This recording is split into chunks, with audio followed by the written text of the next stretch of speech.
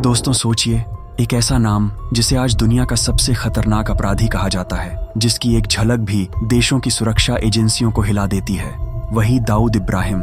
एक समय गुजरात की सड़कों पर घायल पड़ा था, गले में गोली लगी थी और उसे बचाने के लिए दमन के कुख्यात स्मगलर महंगी कारों में बैठकर वडोदरा के एक सरकारी अस्पताल में चक्कर काट रहे थे। लेकिन असली झटका तब लगा जब पुलिस ने अस्पताल में छिपे 10 हथियारबंद गुंडों को रंगे हाथों पकड़ लिया और पता चला कि उनमें से एक था दाऊद का बेहद करीबी लल्लू जोगी पटेल। ये कहानी है दाऊद इब्राहिम और गुजरात के उस कनेक्शन की जिसके बारे में आज भी बहुत कम लोग जानते हैं। गुजरात की गर्म दोपहरें, धूल से भरी सड़कों पर दौड़ती गाड़ियां और हाईवे के सुनसान मोड़। साल था 1983, जून का महीना।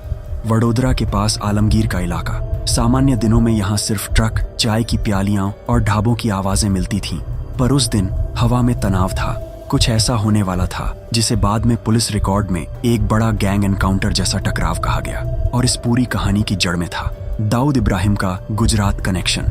11 जून 1983, दोपहर का वक्त। वडोदरा बाईपास पर तेज रफ्तार से एक कार आगे बढ़ रही थी। अंदर था दाऊद इब्राहिम, इसके साथ उसका बॉडीगार्ड। वे किसी काम से गुजर रहे थे, लेकिन उन्हें पता नहीं था कि पीछे कौन पीछा कर रहा है।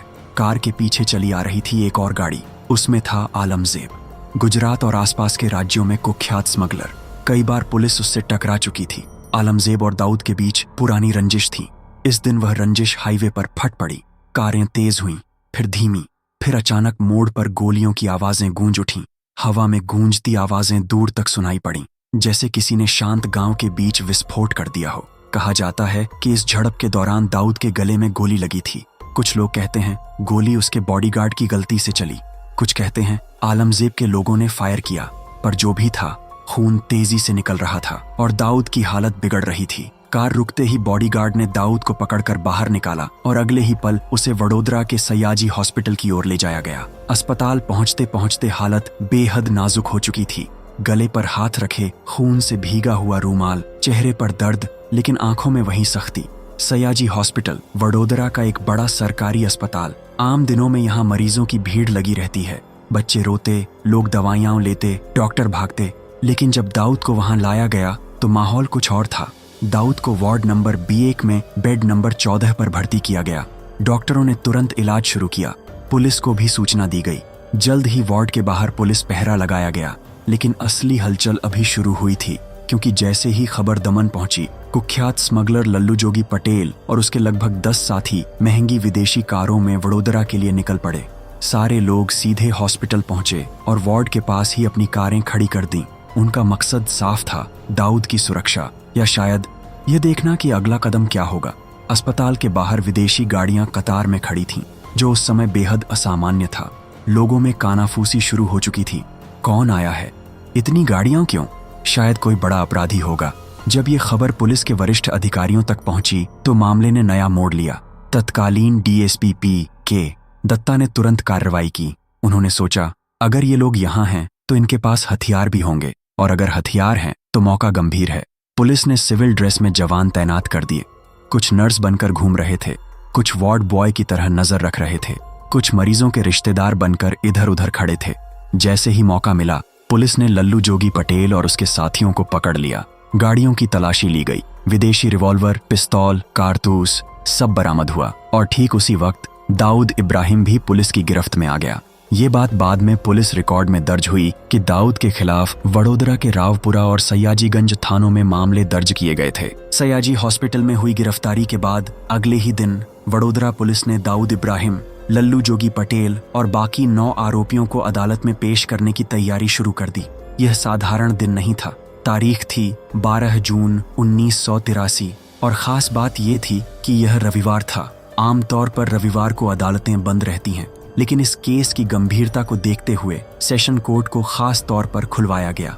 काफी समय बाद ऐसा हुआ था कि छुट्टी के दिन अदालत के दरवाजे किसी एक केस के लिए खुले हों।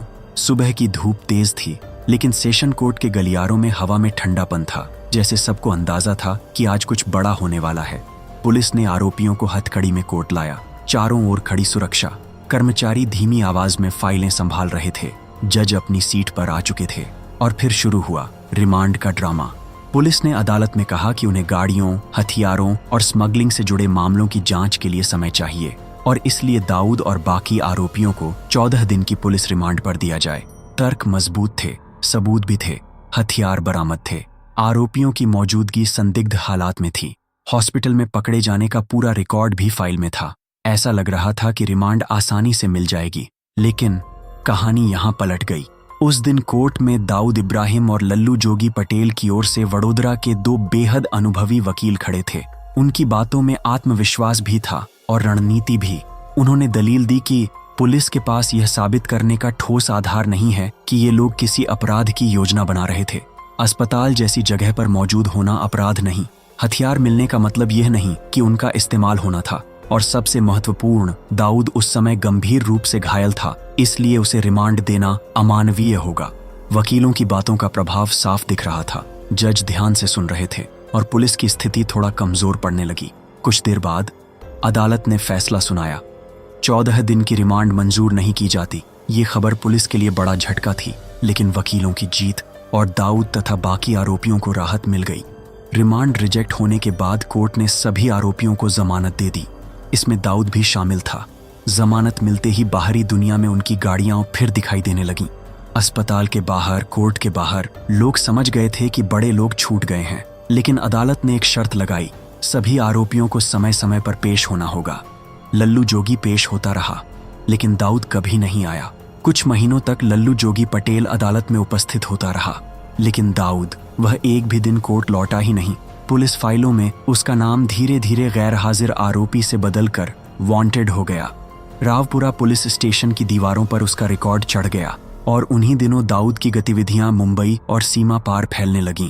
वडोदरा पुलिस के पास एक ऐसा सबूत जो पूरे भारत में किसी और के पास नहीं था। जब दाऊद सयाजी हॉस्पिटल में भर्ती था, उसी समय एक जरूरी औपचारिकता पूरी हुई थी। वडोदरा पुलिस ने उसके फिंगरप्रिंट लिए थे। ये बात बाद में पता चली कि पूरे देश में सिर्फ वडोदरा पुलिस के पास ही दाऊद इब्राहिम के असली फिंगरप्रिंट मौजूद हैं। उस समय शायद पुलिस को अंदाजा भी नहीं था कि वे किसे पकड़ रहे हैं। वह तो उन्हें एक घायल अपराधी लगा था। उन्हें यह बिल्कुल पता नहीं था कि यही व्यक्ति आगे चलकर दुनिया का मोस्ट वांटेड बनेगा। आज भी गुजरात के रिकॉर्ड में दाऊद फरार दर्ज है। केस बंद नहीं हुआ, न ही आरोप खत्म हुए। इस पूरी घटना ने एक बात साफ कर दी, दाऊद इब्राहिम का गुजरात से पुराना और सीधा कनेक्शन था। लल्लू जोगी जैसे बड़े स्मगलरों से उसकी दोस्ती, गैंगवार, महंगी कारों का जमावड़ा और पुलिस की पकड़ से बार बार बच निकलना, यह सब भविष्य की एक बड़ी कहानी के इशारे थे, क्योंकि कुछ ही सालों बाद यही दाऊद इब्राहिम भारत का सबसे खतरनाक मोस्ट वांटेड अपराधी बन गया। 1983 की वडोदरा वाली घटना के बाद दाऊद धीरे धीरे पुलिस की नजरों से ओझल होने लगा। मुंबई में उसकी पकड़ पहले ही मजबूत हो चुकी थी, लेकिन गुजरात में लगी गोली और हॉस्पिटल में गिरफ्तारी का मामला उसके लिए परेशानी बन सकता था। इसीलिए जमानत मिलते ही वह पहली ही तारीख पर अदालत में पेश नहीं हुआ, न दूसरी बार न तीसरी बार। रावपुरा पुलिस के रिकॉर्ड में उसके नाम पर लाल निशान लगता गया और फिर कुछ समय बाद वही शब्द लिखा गया, वांटेड आरोपी। लेकिन कहानी यहीं नहीं रुकी। साल बीतते गए, 80 का दशक खत्म होने लगा और दाऊद इब्राहिम मुंबई की अंडरवर्ल्ड में उस समय का सबसे तेजी से उभरता नाम बन चुका था। उसका नेटवर्क बड़ा था, उसकी चालें तेज थीं और दुश्मनों से बदला लेने का तरीका बेहद सुनियोजित। जहां मुंबई के कुछ गिरोह छोटी मोटी स्मगलिंग में लगे थे, वहीं दाऊद उस दौर में एक अलग स्तर पर काम कर रहा था। पैसा, हथियार, राजनीति, फिल्म इंडस्ट्री, हर जगह उसकी पहुंच बढ़ने लगी। लेकिन दुनिया के सामने उसका असली रूप तब आया जब 90 का दशक शुरू हुआ। 1952, 53, 54 समय आगे बढ़ता गया, लेकिन दाऊद की गतिविधियां और खतरनाक होती गईं। मुंबई के कई हिस्सों में उसका आतंक दिखने लगा था। और फिर आया 1993 का वो साल जिसने भारत की इतिहास किताबों में एक काला अध्याय जोड़ दिया। मुंबई में सीरियल बम धमाके, देश दहल उठा, सैकड़ों लोग घायल हुए, कई मासूम मारे गए। इन धमाकों के पीछे दाऊद का नाम सामने आया। सरकारी एजेंसियों ने जांच की, कई गवाह सामने आए और धीरे धीरे पूरी दुनिया को पता चल गया कि दाऊद सिर्फ एक गैंगस्टर नहीं, एक अंतर्राष्ट्रीय आतंक का चेहरा बन चुका है। इसी बीच खबरें आने लगीं कि वह पाकिस्तान भाग चुका है, वहां उसे छिपाया जा रहा है, वहां से वह अपने नेटवर्क को चलाता है। लेकिन हैरानी की बात क्या है, जिन दिनों दाऊद दुनिया का सबसे खोजा जाने वाला अपराधी बन चुका था, उसी दौरान गुजरात में अभी भी कुछ फाइलें खुली रह गईं। वडोदरा के रावपुरा से लेकर सयाजीगंज पुलिस स्टेशन तक दाऊद के नाम पर दर्ज मामले आज भी रिकॉर्ड में मौजूद हैं। उसके फिंगरप्रिंट जो सयाजी हॉस्पिटल वाले दिनों में लिए गए थे, वही आज भी वडोदरा पुलिस की सबसे महत्वपूर्ण फाइलों में से एक है। भारत के दूसरे राज्यों के पास दाऊद के फिंगरप्रिंट कभी नहीं थे, लेकिन गुजरात के पास थे, क्योंकि वह यहाँ पकड़ा गया था। भले ही घायल था, फिर भी पकड़ा गया था। शायद ये इतिहास का एक ऐसा पन्ना है जो आज भी बहुत कम लोग जानते हैं कि दाऊद इब्राहिम, दुनिया का मोस्ट वांटेड गैंगस्टर, कभी वडोदरा की अदालत में जमानत लेकर गायब हो गया था और अदालत आज तक उस गैर हाजिर आरोपी का इंतजार कर रही है। इस कहानी का सबसे दिलचस्प हिस्सा है दाऊद का गुजरात से संबंध। दाऊद इब्राहिम दमन के कुख्यात स्मगलर लल्लू जोगी पटेल का दोस्त था। दोनों के धंधे जुड़े हुए थे, दोनों की मुलाकातें अक्सर होती थीं, और जब दाऊद घायल हुआ तो सबसे पहले जो लोग उसकी सुरक्षा में वडोदरा के अस्पताल पहुंचे, उनमें लल्लू जोगी सबसे आगे था।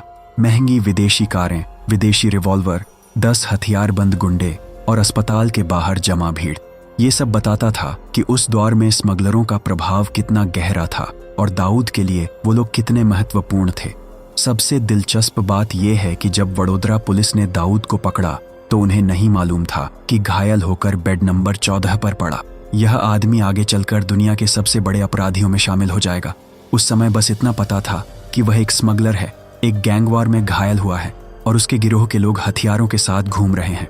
किसी को अंदाजा नहीं था कि यही व्यक्ति आगे चलकर इंटरपोल, CBI, FBI और कई देशों की सुरक्षा एजेंसियों का सिरदर्द बनेगा। अगर उस दिन वडोदरा में गोली न चलती, अगर दाऊद अस्पताल न पहुंचता, अगर पुलिस उसके फिंगरप्रिंट न लेती, तो शायद इतिहास के ये पन्ने किसी और तरह लिखे जाते। क्योंकि गुजरात में हुई यह घटना दाऊद इब्राहिम के आपराधिक सफर का एक कम झात लेकिन बेहद महत्वपूर्ण अध्याय है। तो दोस्तों, ये थी दाऊद इब्राहिम के गुजरात कनेक्शन की अनसुनी कहानी। एक ऐसा किस्सा जो इतिहास की किताबों में कहीं कोने में छिपा हुआ है, जहां एक घायल गैंगस्टर, एक अस्पताल और 10 हथियारबंद स्मगलर मिलकर एक रहस्यमयी कहानी बनाते हैं। अब सवाल आपसे, क्या आपको लगता है कि अगर उस दिन दाऊद को रिमांड पर भेज दिया जाता तो उसकी जिंदगी का रास्ता बदल जाता? अपनी राय कमेंट में जरूर लिखें। अगर ऐसी ही अनसुनी और सच्ची कहानियां पसंद आती हैं तो चैनल को सब्सक्राइब करना मत भूलिए।